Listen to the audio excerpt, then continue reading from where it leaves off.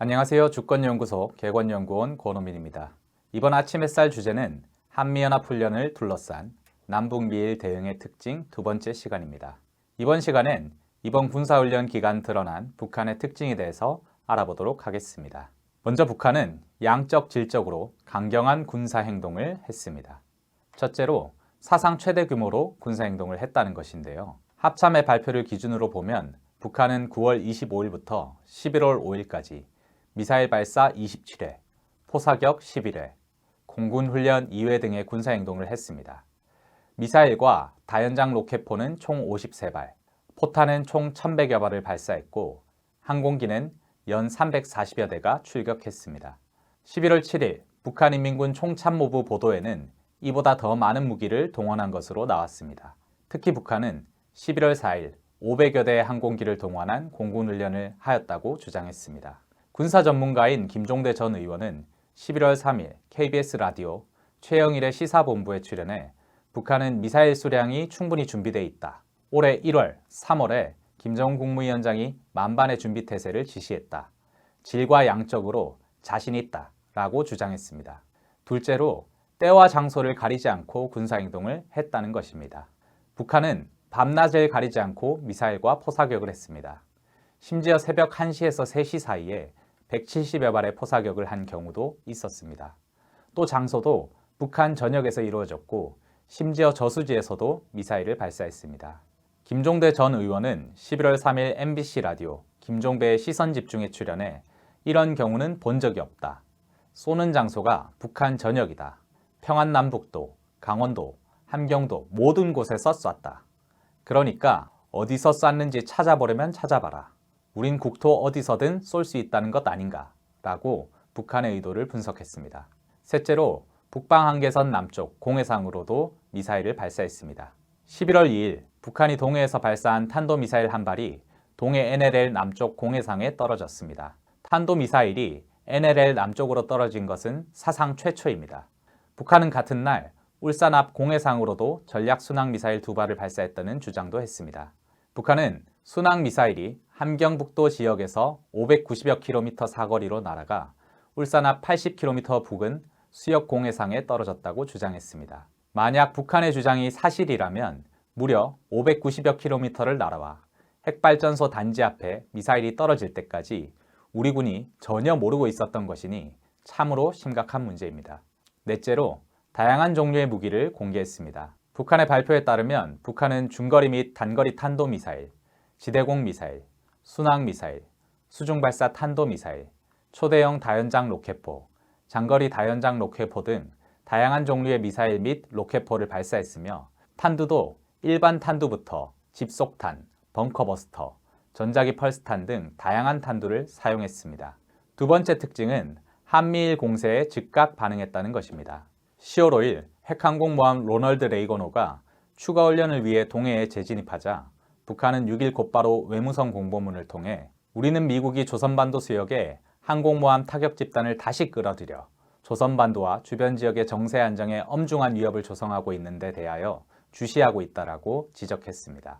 이어서 초대형 다연장 로켓포와 탄도미사일을 발사하였고 장거리 포병부대와 공군의 합동 타격 훈련도 진행했습니다. 10월 13일에는 주한미군이 강원도 철원에서 다연장 로켓포 사격 훈련을 진행하자 북한도 맞대응 훈련을 진행했습니다.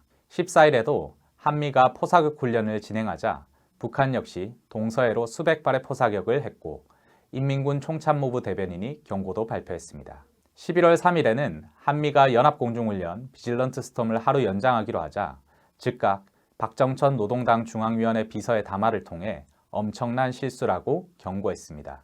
그리고 탄도미사일 발사와 포사격을 진행했습니다. 세 번째 특징은 경고를 넘어 실전 성격을 가지고 있다는 것입니다. 북한군 총참모부는 11월 7일 보도를 통해 엄중한 상황에 대처한 철저하고 경결한 대응 의지와 공화국 무력의 군사적 능력에 대한 뚜렷한 자신감을 시위하고 우리 장병들의 단호한 보복 의지에 필승의 신심을 더해주기 위하여 조선인민군 총참모부는 11월 2일부터 5일까지 다음과 같은 대응군사작전을 단행하였다라고 밝혔습니다. 대응군사훈련이라고 하지 않고 대응군사작전이라고 한 것은 최근 군사 행동이 실전 성격임을 뜻합니다. 러시아도 우크라이나를 공격하면서 특수군사 작전이라고 표현하였음에 유의해야 합니다. 네 번째 특징은 정치 공세를 병행한다는 것입니다. 이 기간 북한은 외무성과 총참모부가 앞다퉈 담화, 발표, 보도 등을 했습니다. 10월에만 6일 외무성 공보문, 14, 19, 24일 총참모부 대변인 발표, 31일 외무성 대변인 담화 등이 있었고 11월에도 1일, 3일 박정천 비서 담화, 4일 외무성 대변인 성명, 7일 총참모부 보도 등이 있었습니다. 이 가운데 11월 7일 총참모부 보도는 11월 2일에서 5일 진행한 군사작전 내용을 자세히 소개하여 눈길을 끌었습니다. 특히 합참이 전혀 파악하지 못하고 있던 울산 앞바다 순항미사일 타격작전은 사실인지 아니면 합참의 주장대로 심리전인지 알 길이 없습니다. 2019년 12월 9일 김영철 당시 조선아시아태평양 평화위원회 위원장이 담화를 통해 놀라라고 하는 일인데 놀라지 않는다면 우리는 매우 안타까울 것이라고 한 적도 있습니다. 이번에도 북한은 울산 앞바다까지 순항미사일을 쏜 것이 놀라라고 하는 일이었는데 한국이 아예 알지도 못해 놀라지 않으니 매우 안타까워 그 사실을 공개한 것일 수도 있겠습니다. 다섯 번째 특징은 경제건설을 병행한다는 것입니다. 과거에는 한미연합훈련 기간이 되면 북한이 경제건설을 중단하고 전쟁 대비 태세에 들어가야 했고 이 때문에 경제적 피해도 컸다고 합니다. 그런데 최근에는 한미일의 각종 연합훈련이 전개되는 동안 북한이 경제건설을 중단했다는 소식이 나오질 않습니다. 오히려 각종 경제 성과가 부각되었습니다. 특히 북한이 국가 차원에서 중요하게 여긴 대규모 건설 사업이었던 연포 온실농장을 10월 10일 준공한 것은 북한이 전쟁 위기 속에서도 경제 건설을 전혀 늦추지 않았음을 보여줍니다. 이 밖에 북한이 강조한 굵직한 성과들을 살펴보면 9월 28일 평양 낭랑박물관 준공, 10월 7일 함경북도 청진 토끼농장 개건 현대화, 함경북도 풍어바다 양어사업소 1단계 준공, 10월 8일 함경북도 청진 목재 가구 공장 개건 현대화, 자강도 시중 유리공장 개건 현대화, 10월 26일 대성 아이스크림 공장 준공, 10월 30일 자강도 배음매천리길 학생 소년 궁전 개건, 11월 2일 금성 트랙터 공장 1단계 개건 현대화 대상 준공 등이 있습니다. 또 평양 화성지구, 함경남도 검덕지구를 비롯한 각지 아파트 단지 건설에도 여러 성과가 있다는 보도가 나오고 있습니다. 여섯 번째 특징은 민간 준비 태세는 알 수 없다는 것입니다. 이 기간 북한은 준전시 상태를 선포하거나 경계태세 강화 등의 조치를 하지 않아 민간인 전쟁 준비 태세를 살펴볼 기회는 없었습니다. 다만 북한이 지난해 9월 9일 정부 창건 73도를 기념해 진행한 민간 및 안전무력 열병식을 보면 노농적이군, 붉은 청년 근위대 등의 무장 상태나 규율이 상당한 수준임을 짐작할 수 있습니다. 이제 다시 국내를 들여다봅시다. 지금 상황은 총체적 국가 재난 상황이라고 볼 수 있습니다. 한국은 연일 전쟁훈련에 여념이 없지만 내부를 들여다보면 무정부 상태나 다름없는 심각한 상황입니다. 지금의 한국은 사회 참사, 경제 파국, 전쟁 위기의 3대 재난에 빠졌습니다. 10월 29일 발생한 이태원 참사는 윤석열 정부의 현 주소를 고스란히 보여줍니다. 지난 8월에 있었던 강남 물난리 때도 확인되었지만 윤석열 정부는 재난을 막을 능력도 없고 의지도 없고 생각도 없다는 게 이번 이태원 참사를 통해 다시 확인되었습니다. 길을 걷던 156명이 참변을 겪었는데 정부는 시작부터 끝까지 거짓말과 책임 회피, 책임 떠넘기기에 정신이 없었습니다. 심지어 참사 희생자를 사고 사망자로 부르도록 강요하며 검은 리본의 근조 글자를 없애게 하는 추태까지 보이고 있습니다. 이들이 국민의 생명을 얼마나 가볍게 여기는지 외신 기자 앞에서 한덕수 총리가 뉴욕 양키즈를 운운하며 농담하고 웃는 모습에서 충분히 확인할 수 있습니다. 이태원 참사에 정부는 없었습니다. 아니 정부가 참사를 부추긴 정황이 속속 나오고 있습니다.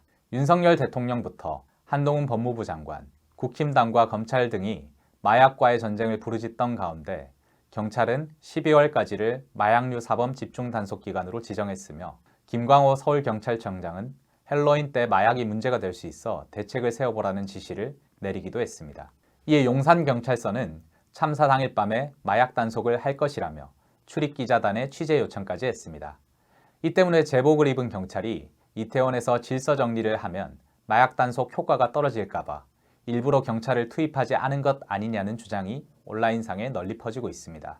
또한 용산구청이 참사 당일 SBS와 함께 헬로윈 기간 시민들의 무질서를 지적하는 뉴스 프로그램을 제작해 구정홍보에 활용하려고 했다는 기록도 나왔습니다. 기록에 따르면 참사 시점에 용산구청은 소음, 주차 단속과 청소를 하는 공무원만 투입할 뿐 안전요원 투입 계획은 없었습니다.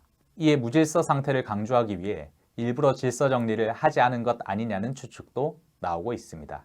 이처럼 윤석열 무리의 시각에서 국민은 잠재적 범죄자이자 무질서한 존재일 뿐이며 정권의 치적을 쌓기 위한 수단에 불과합니다. 그러니 국민의 생명과 안전을 지켜야 한다는 생각 자체를 하지 않는 것입니다. 경제 문제도 심각합니다. 특히 서민 경제는 고물가, 고금리로 IMF 때보다 더 심각하다는 하소연이 쏟아지고 있습니다. 지난 7월 소비자 물가 상승률은 IMF 경제 위기 이후 가장 높은 6.3%까지 치솟았습니다. 지금도 여전히 5%대로 매우 높은 수준입니다. 여기에 한국은행은 미국 금리 인상에 맞춰 기준금리를 계속 올리고 있습니다. 주택담보대출이나 전세대출을 받은 이들이 1, 2년 새에 2배로 오른 이자에 경악하고 있습니다. 2022년 2분기 한국의 GDP 대비 가계부채 비율은 세계 1위입니다. 따라서 금리 인상이 서민 경제에 심각한 타격을 줄 것입니다. 이처럼 고물가 고금리 때문에 노령연금을 당겨받는 노인들이 늘어나고 있으며 투잡을 뛰는 직장인도 늘어나고 있습니다. 특히 자영업자들은 코로나로 인해 2년간 고통을 받으며 대출을 늘리는 바람에 이제는 이자 부담까지 떠안게 되었습니다. 서민이 체감하는 경제적 어려움을 나타내는 서민경제고통지수는 연일 기록을 경신해 지난 5월에는 21년 만에 최고 수준을 기록했습니다. 서민들은 IMF 경제 위기 수준의 고통을 받는 것입니다.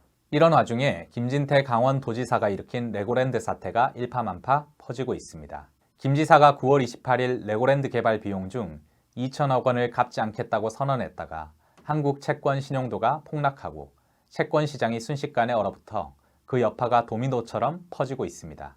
정부는 이 문제를 해결하기 위해 50조 원을 투입하겠다고 했지만 이걸로 끝이 아닙니다. 금융투자업계 관계자는 금융시장 혼란으로 인한 사회적 비용까지 포함하면 김진태 청구서는 200조 원이 넘을 것이라고 지적했습니다. 이호섭 자본시장연구소 선임연구위원은 10월 26일 CBS 김현정의 뉴스쇼에 출연해 제2의 IMF 상황이 올 수 있냐는 질문에 그것을 배제할 수는 없을 것 같습니다. 워낙 지금 한계 기업이라고 해서 수익으로 이자도 갚지 못하는 기업의 비중이 과거 저금리 시대 쪽에서도 계속 증가하고 있었고 가계의 이자 비용 부담도 워낙 크고 중소기업이 무너지게 되면 중소기업이 고용의 90%를 차지하고 있기 때문에 경제 전반적으로 큰 침체를 일으키지 않을까 싶습니다. 라고 전망했습니다. 이런 와중에 정부가 보이는 행태는 한심한 수준입니다. 일단 레고랜드 사태를 일으킨 김 지사는 문제가 눈덩이처럼 커지자 베트남으로 해외 출장을 가버렸습니다. 윤석열 대통령은 민생 문제가 심각하다며 10월 27일 비상경제 민생회의라는 것을 생중계로 내보내면서 시종일관 화기애애한 분위기에서 농담과 웃음꽃으로 일관해 과연 서민경제에 관심이라도 있는지 의문을 자아내기도 했습니다. 경제전문가 최이배 전 의원은 10월 28일 SBS 라디오 김태현의 정치쇼에 출연해 물에 빠진 국민들이 허우적거리고 있는데 장관과 대통령이 옆에서 한가로이 뱃놀이를 하고 있는 전혀 비상하지 않은 비상경제 민생회의였다라고 꼬집었습니다. 이처럼 사회 참사와 경제 파국에 전쟁 위기까지 겹쳐 그야말로 국가 재난 상황입니다. 그런데 정부는 국민의 절규에 관심도 없고 오히려 재난을 부추기고 있습니다. 정진석 국힘당 비대위원장은 10월 12일 대구에서 기자들과 만나 북한의 ICBM이 미 본토까지 날아가는 상황에서 과연 미국이 핵 공격을 받고 핵 보복 공격을 하겠냐라고 말했습니다. 정진석의 말대로라면 한반도에 핵전쟁이 발발할 경우 미국은 한국을 버릴 것입니다. 그럼 우리에게 다른 대책이 있을까요? 답은 없습니다. 만약 전쟁이 나면 윤석열 정권을 비롯한 적폐 세력은 자기 살궁리에 몰두하면서 한편으로는 그 틈을 타서 돈을 벌 궁리도 할 것입니다. 적폐 세력의 뿌리를 찾아 거슬러 올라가다 보면 이승만이 나옵니다. 이승만과 그 일당은 한국전쟁 때 자기만 살려고 6월 27일 새벽에 대전으로 도주했습니다. 그리고 오후 1시에 특별방송으로 의정부를 탈환했다. 정부는 여전히 수도에 있다. 국회는 서울 사수를 결의했다. 국민은 국방부를 믿어야 한다라는 내용을 내보냈습니다. 그러나 이튿날인 28일 북한군이 서울을 점령했습니다. 국민이야 죽든 말든 자기만 살겠다고 국민을 속인 것입니다. 더 충격적인 것은 이승만 일당이 27일에 이미 한강에 가로놓인 3개의 철교와 1개의 인도교를 폭파할 준비를 하였고 28일 새벽에 북한군이 서울에 진입하자 다리 4개를 폭파해버렸다는 점입니다. 서울 시민을 고스란히 북한군에 넘겨준 꼴입니다. 또 이승만 일당은 전쟁통에도 돈을 긁어 모으기 위해 국민방위군 사건을 일으켰습니다. 국민방위군 사건이란 1951년 일사후퇴 과정에서 제2국민병으로 편성된 국민방위군 고위장교들이 국고금과 군수물자를 착복했고 이 때문에 3개월 사이에 징집된 청년 50만 명 가운데 5만에서 9만 명이 아사, 동사, 병사하였고 20만 명이 넘는 이들이 동사로 손가락, 발가락을 잘라낸 사건입니다. 전쟁 내에 이런 비리 사건이 끊이지 않았습니다. 수십만 국민이 죽어가도 자기만 배를 불리면 그만이라는 게 적폐들의 근성입니다. 이처럼 한국전쟁 시기 한국 정부는 국민을 죽음에 내몰았습니다. 한국을 지켜주겠다며 들어온 미군은 더 심했습니다. 최근 공개된 다큐멘터리 영화 초토화 작전은 한국전쟁 시기 미군이 민간인을 얼마나 많이 학살했는지 자세히 다루고 있습니다. 영화는 한국전쟁 기간 미 공군이 100만 회가 넘는 출격을 통해 60만 톤이 넘는 폭탄을 쏟아부었으며 200만 명이 넘는 민간인이 숨졌다고 폭로했습니다. 이렇게 민간인 사망자가 많았던 이유는 미군이 군인과 민간인을 구분하지 않고 남과 북을 가리지 않고 보이는 모든 것들은 모두 사격하라는 명령을 내렸기 때문이라고 합니다. 무려 70년이 지난 일이지만 한미 정권이 국민을 바라보는 시각은 당시와 다르지 않아 보입니다. 윤석열 정부는 이태원 참사가 발생하자 책임 회피에 급급하고 어떻게든 정권 퇴진을 주장하는 진보개혁 세력과 야당의 책임을 떠넘기려는 공작에 몰두하고 있습니다. 미국 정부도 전쟁을 하더라도 한반도에서 나고 수천 명이 죽더라도 한반도에서 죽지 미 본토에서 죽지 않는다라는 말을 주저없이 하며 어떻게든 긴장을 고조시켜 무기를 팔아먹을 궁리를 합니다. 이러니 대한민국의 미래가 보이지 않는 상황입니다. 오늘의 아침 햇살은 여기까지입니다. 시청해주셔서 감사합니다. 2018년 3차례 남북 정상회담이 있고 나서 김정은 국무위원장을 직접 만나본 사람들의 여러 이야기를 들을 수 있었습니다. 하지만 한 사람을 한두 번 만나서 그 사람의 참모습을 다 알기란 쉽지 않습니다. 여기 김정은 국무위원장과 오랜 시간 함께한 친구들의 이야기를 들어봅시다. 그것도 무려 외국인 친구입니다. 김정은 국무위원장의 스위스 유학 시절 단짝이었던 주앙 미카엘로, 김정은 국무위원장의 생일에 축하 노래를 불렀던 코트의 악동 데니스 로드먼, 김정은 국무위원장이 어린 시절부터 함께 지낸 요리사 후지모토 겐지, 이들이 전하는 김정은 국무위원장의 숨겨진 면모 그리고 우정을 만나보세요. 김정은 국무위원장과 친구들, 주요 서점에서 만나볼 수 있습니다. 도서출판 615